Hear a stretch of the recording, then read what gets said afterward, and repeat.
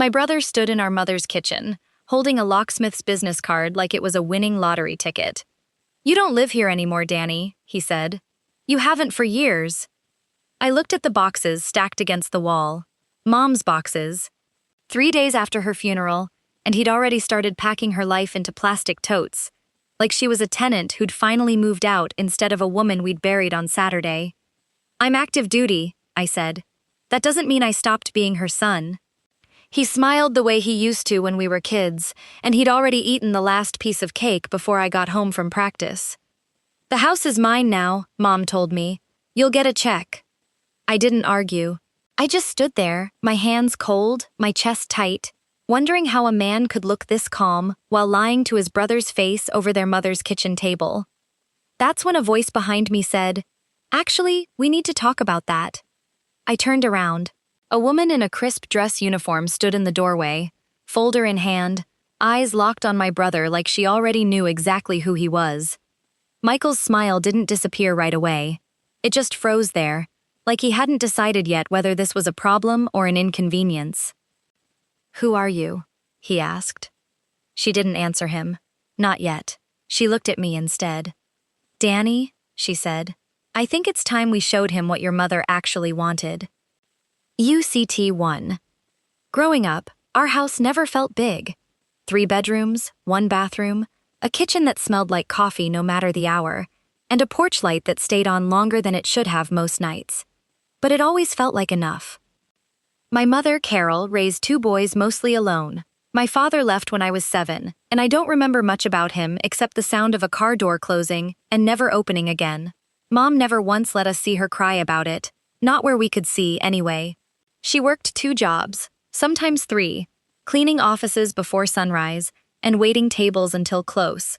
And somehow she still made it to every school event, every parent-teacher conference, every ball game I ever played. I used to wonder how she did it. Later, as an adult, I understood. She simply decided she would, and then she found a way. The same way she found a way to keep the lights on and the refrigerator full and 2 boys fed even when the math shouldn't have worked. My brother, Michael, was older by 4 years. He was smart in the way that made teachers nervous, smart enough to find shortcuts, smart enough to talk his way out of trouble before anyone noticed there'd been any trouble to begin with. He could charm a room the second he walked into it. Teachers liked him. Coaches liked him. Even Mom's friends liked him, right up until they lent him money they never saw again. I was different, quieter. I liked things that made sense, rules, routines, the kind of order where you knew exactly what was expected of you and exactly what happened if you didn't deliver. Maybe that's why the Marines made sense to me the moment I turned 18 and started looking at recruiting offices instead of college brochures. I joined the week I turned 19. It wasn't some grand patriotic decision, not really. I needed structure, and Mom needed one less mouth to feed, though she never once said it that way.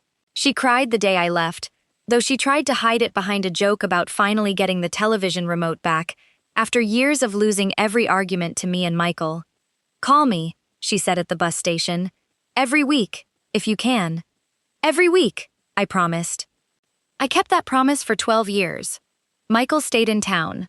He drifted between jobs, construction, sales, a brief and disastrous stretch running his own lawn care business, always with a plan that never quite worked out, always needing just a little help until the next thing came through. Mom gave it to him. Every single time.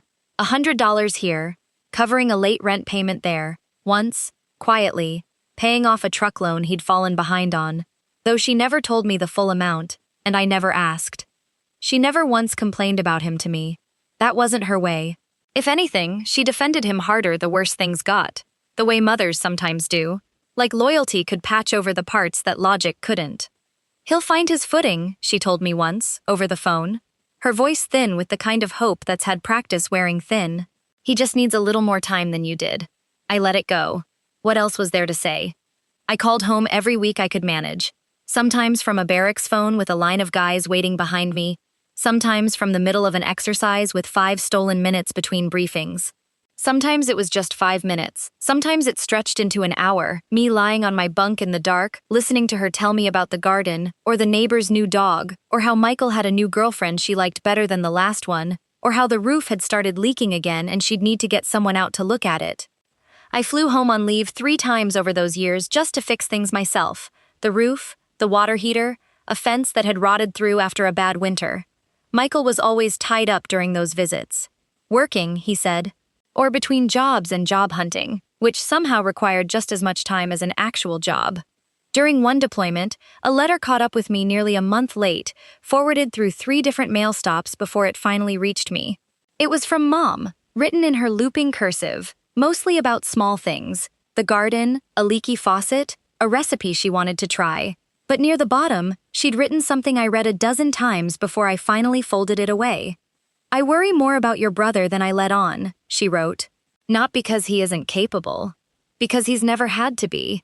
You've had to be capable your whole life, and somehow that turned you into the son who calls me every week from halfway across the world, while the one living 10 minutes away sometimes goes a month without checking in. I don't say that to make you feel guilty. I say it because I see it, and someday I intend to do something about it." I remember reading that letter sitting on an overturned crate, dust in the air, radio traffic crackling somewhere behind me, and thinking it was just a mother venting frustration the way mothers sometimes do. I had no idea, at the time, just how literally she meant those last words. Years passed like that. Deployments, promotions, a knee injury from a training jump that never fully healed and still aches before it rains. A rank that came with more responsibility and less sleep. Through all of it, that little house stayed the same in my mind. Porch light on, screen door creaking on its hinge, Mom waiting up even when she pretended she wasn't. A mug of coffee going cold on the side table because she'd rather talk than drink it while it was hot. The call came on a Tuesday. I remember because I was in the middle of a training exercise, boots caked in mud, radio traffic buzzing in my ear, and my phone rang twice in my pocket before I even noticed it over the noise. It was Michael. He never called first, not once in years. "You need to come home," he said, his voice tight in a way I'd never heard from him. "It's Mom." I didn't ask questions. I didn't need to. Something in the silence after his words told me everything I needed to know before he said another sentence. By the time I got emergency leave approved and made it back, she was already gone. A stroke, sudden and quiet. The kind that gives no warning and asks no permission. I stood at her bedside in a hospital room that still smelled faintly like her lavender lotion, holding a hand that had gone cool, and I realized I would never hear her voice on the other end of a phone call again. I thought that was the hardest part of all of it. I couldn't have been more wrong. There's a detail I left out, one that didn't seem important at the time, though it would end up mattering more than almost anything else that happened that week. While I stood in that hospital hallway waiting for the doctor to come speak with us, an older woman approached me, small, silver-haired, wearing a cardigan Mom had once complimented at a church bake sale years earlier. "You're Danny," she said, not a question. "Yes, ma'am. I'm Ruth. Your mother and I have been friends since before you were born." She squeezed my arm gently. "She talked about you all the time. Every phone call, every promotion. She kept a folder of your letters in her nightstand. Did you know that?" I didn't. I hadn't known that at all. "She was proud of you," Ruth said. Prouder than she ever let on, I think. Because she didn't want you worrying about her back home instead of doing your job.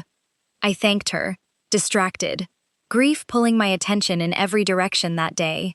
I didn't think much more about the conversation until much later, when her name would resurface in a way I never expected. ACT2. The funeral was small, just the way Mom would have wanted it. She never liked a fuss. Not for birthdays, not for holidays, and certainly not for this. A few neighbors showed up, quiet and respectful.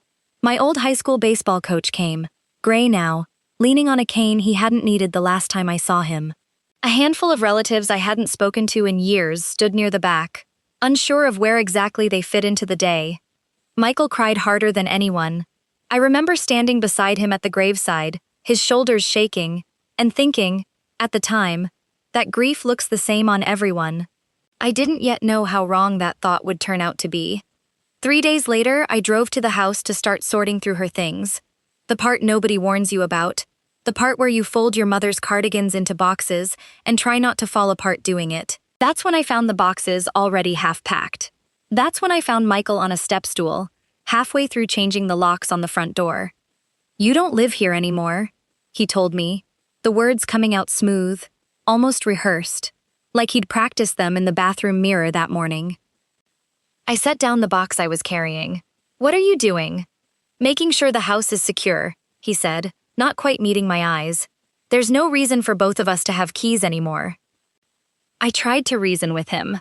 I reminded him this was our childhood home, the only real thing Mom had left behind, besides an old sedan with 180,000 miles on it and a stack of medical bills we hadn't fully sorted through yet. I told him we needed to talk to a lawyer, look at whatever will she might have left, handle this the right way, together, the way she would have wanted her sons to handle things. He waved me off, screwdriver still in hand. "There's no will. I already checked with her old lawyer's office, which means the house goes to whoever's been taking care of things. And that's been me, Danny. Not you. You've been gone.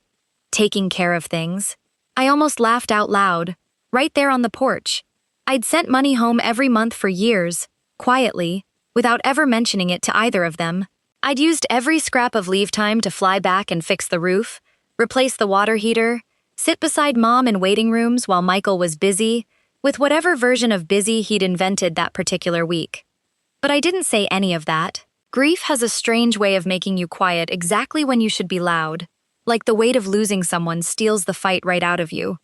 I spent that night in a motel off the highway, staring at a water-stained ceiling, trying to figure out what Mom would have actually wanted, separate from whatever Michael claimed she'd told him in private. Somewhere around 2 a.m, a memory surfaced, half buried until now, a phone call from maybe 2 years back. She'd told me, almost in passing, that she'd finally gotten everything sorted out properly. I remembered laughing it off at the time, assuming she meant her finances, her retirement account, something small and administrative. I hadn't thought to ask more. I regretted that now more than almost anything. The next morning, I went back to the house. Michael was on the porch, coffee mug in hand, looking entirely too settled for a man who'd buried his mother less than a week earlier. "I want to see her paperwork," I said. "All of it. Whatever she had." "There isn't any paperwork, Danny. I already told you that." "Then you won't mind if I look." His jaw tightened, just slightly, just enough that I noticed. "Fine, look all you want. You won't find anything, because there's nothing to find." He was wrong. In the back of Mom's closet, behind a row of old winter coats that still smelled faintly of her perfume, I found a small fireproof box tucked under a folded quilt. Inside was a manila envelope with my name written across the front in her handwriting, the same looping cursive she used to sign birthday cards, now shaking slightly, in a way that told me she'd written it later in life than I wanted to admit. My hands wouldn't stay still as I opened it. There was a letter, several pages, folded twice, and beneath it, a legal document with a raised notary seal pressed into the corner. I didn't even finish reading the first paragraph before Michael appeared in the doorway and snatched it out of my hands. "That doesn't mean anything," he said, though his voice had already lost some of its earlier confidence. "It's probably old, or fake, or she changed her mind about it later and just forgot to throw it out." "Give it back, Michael." "No." He folded it hastily and pushed it into his jacket pocket. "This is my house. I've lived closer, I've been here. I'm not letting some piece of paper take it away from me now." I could have fought him for it right there in the hallway. Every instinct in my body wanted to. 12 years of training told me exactly how that fight would end, and it wouldn't have taken more than a few seconds. But something else, something Mom had spent a lifetime teaching without ever saying it out loud, held me back. 12 years in uniform had taught me something my brother never learned. The loudest man in the room usually loses control of it first. So I walked away. I didn't slam the door. I didn't raise my voice. I got in my truck, sat in the driveway for a long moment with my hands on the wheel, and then I made a phone call. It rang twice before she picked up. "Captain Reyes. Elena. It's Danny Whitfield. I need a favor, and I think it's a big one." There was a pause, brief but not unkind. "Tell me what happened." I told her everything. The house, the locks, the envelope with my name on it that my own brother had just torn out of my hands. When I finished, there was another pause, longer this time, and then her voice came back steady and sure, the same voice I remembered from years back when she'd walked a scared young corporal through a legal mess that could have ended his career before it started. "Send me anything you have," she said. "Every document, every message, every piece of it." "I don't have the document anymore," I admitted. "He does." Another pause. "Then we're going to need to be a little more resourceful than that." Before Elena flew in, I tried one more thing on my own. I drove to the county clerk's office, hoping there might be some public record of whatever Mom had filed, something that didn't depend on Michael handing anything over voluntarily. The clerk behind the counter, a tired-looking man with reading glasses perched on the end of his nose, typed Mom's name into his terminal and frowned at the screen. "There's a restriction on this file," he said. "I can confirm something was recorded, but I can't release details without either a court order or verification from one of the named parties." "I'm her son," I said. "Will that work?" "Depends which son you are." He glanced at a second line on his screen, then back at me, his expression softening slightly. "You said your name was Daniel Whitfield?" "That's right." He nodded slowly, like a puzzle piece had just clicked somewhere he wasn't allowed to say out loud. "I'd get a copy of your ID and your DD-214 together, and come back with someone who can help you file the proper request. I can't tell you more than that, but I'd move quickly if I were you."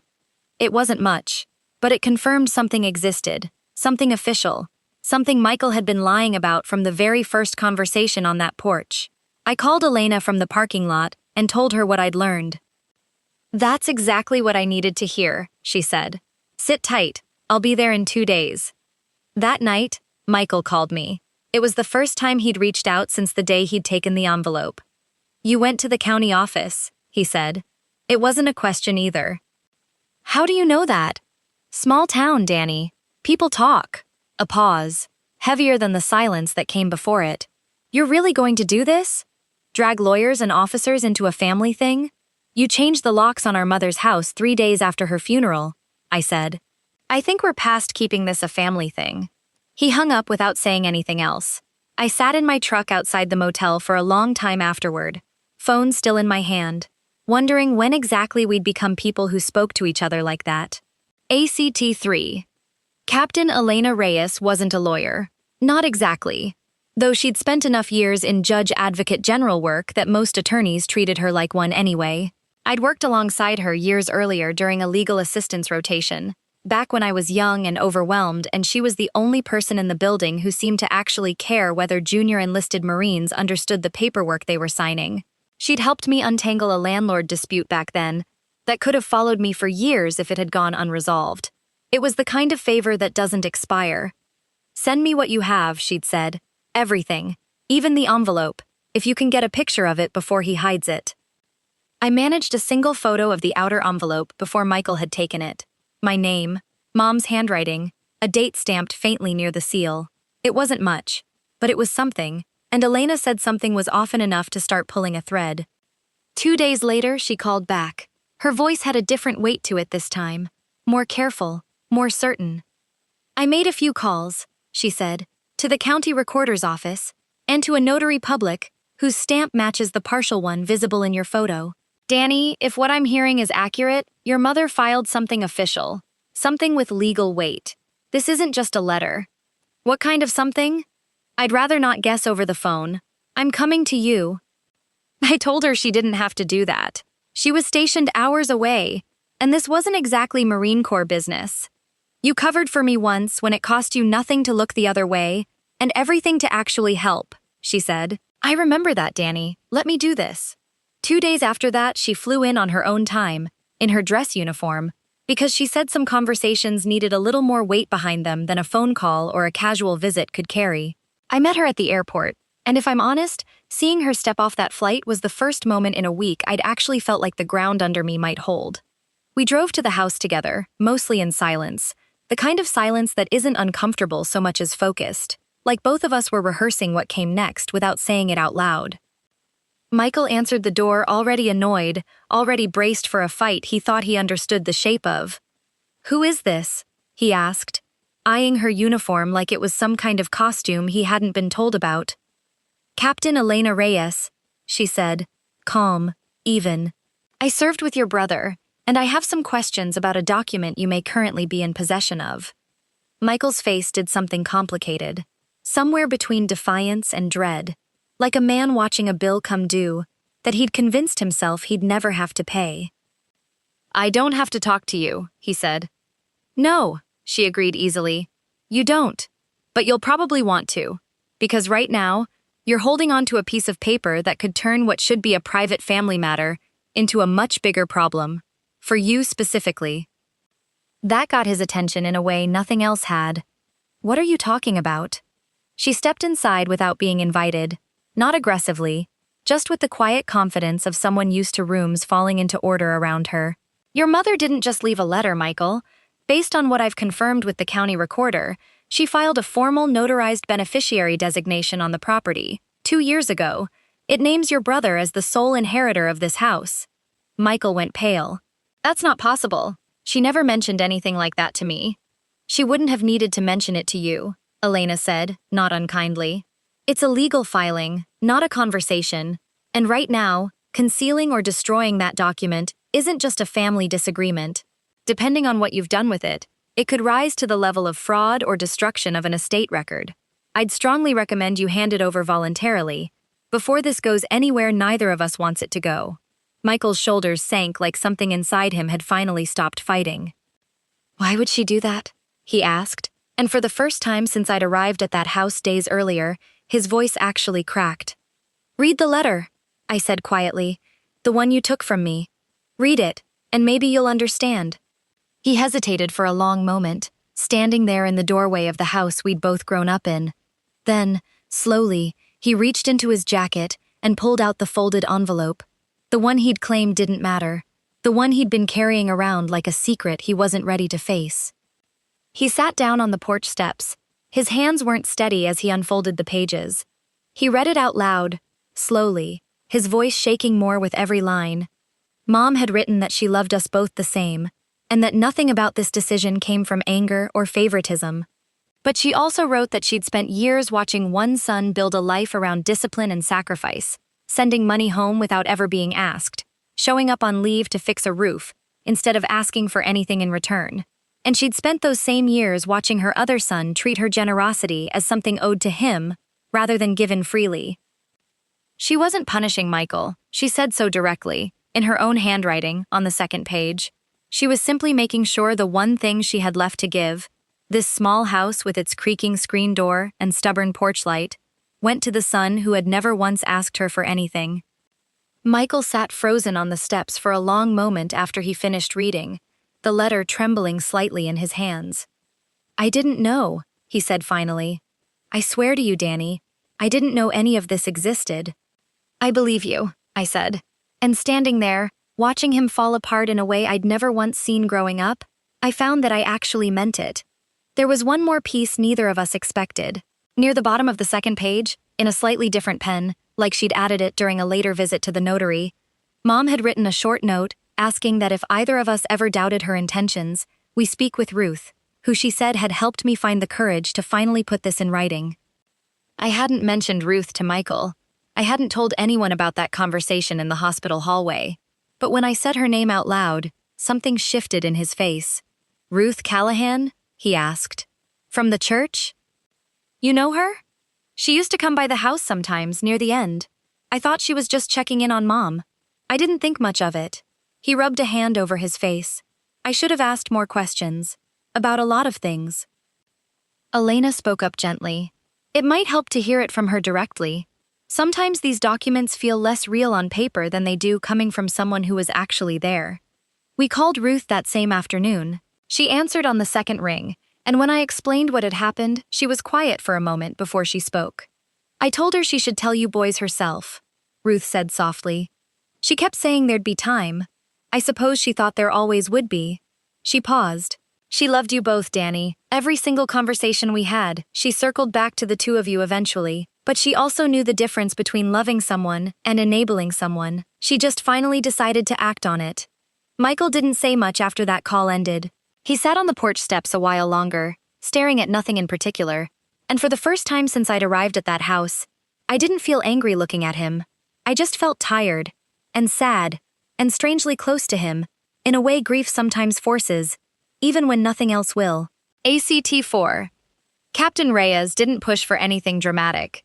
No lawsuits, no public confrontation, no attempt to humiliate Michael further than the moment already had on its own.